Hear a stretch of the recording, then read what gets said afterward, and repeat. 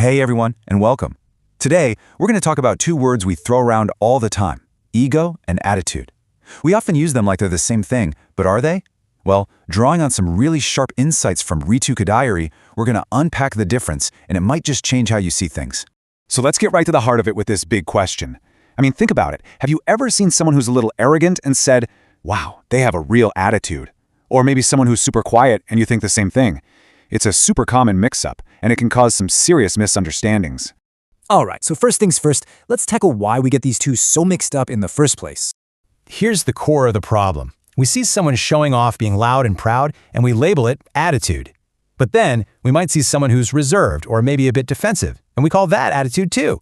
We're basically using one word to describe completely opposite behaviors, and that just blurs the line and hides what's really going on inside.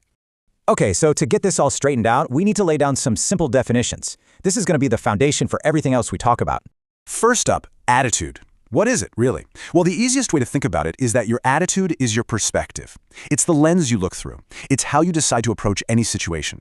And what's super important here is that attitude isn't automatically a bad thing. You can have a positive attitude, a right attitude, or you can have a negative one. And now we've got ego. And this is a whole different ballgame. Ego is all about an inflated sense of self-importance. It's a mindset that's completely centered on me.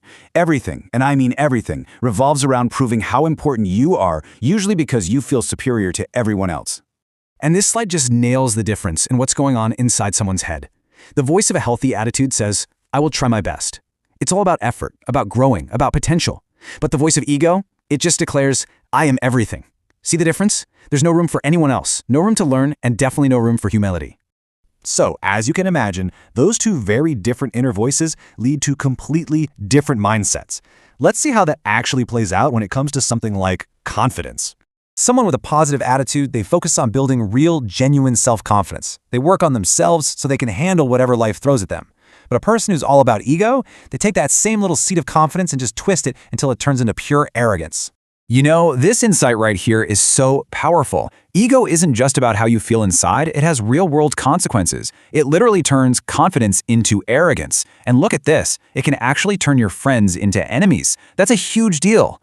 So, if you take one thing away, let it be this. A good attitude is like fuel for your personal growth. It keeps you open, curious, and ready to learn. But ego?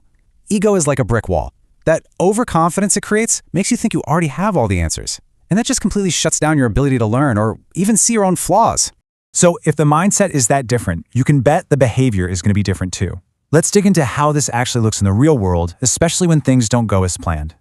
Oh, this is so telling. Just look at how they each handle failure. The person with the healthy attitude, they see a mistake and think, okay, that's a lesson. Their first thought is, how can I get better? But the person with the huge ego, nope. Failure is never their fault. Their first move is always to point the finger and blame someone else. It's all about protecting that fragile feeling of being perfect. To make this crystal clear, let's just walk through a really simple story from the source material. Picture this. Someone is giving money to help a person in need.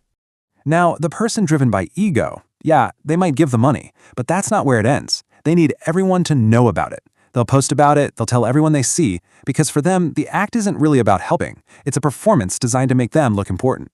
And now compare that to the person with a good attitude. They help, and that's it. End of story. The act of helping is the reward. They don't need an audience, they don't need applause, because their motivation was genuine from the start. The help was the point, not getting credit for it. So this all brings us to our final and, honestly, our most important section. After seeing everything we've talked about, how ego messes with confidence, how it stops you from learning, and how it pollutes your actions, we can draw one pretty tough conclusion. Just let that sink in for a second. We're not talking about a small flaw or a little personality quirk. We're talking about your biggest enemy. Now, why would we say something so strong? Because the damage it does is just that deep. It really boils down to this.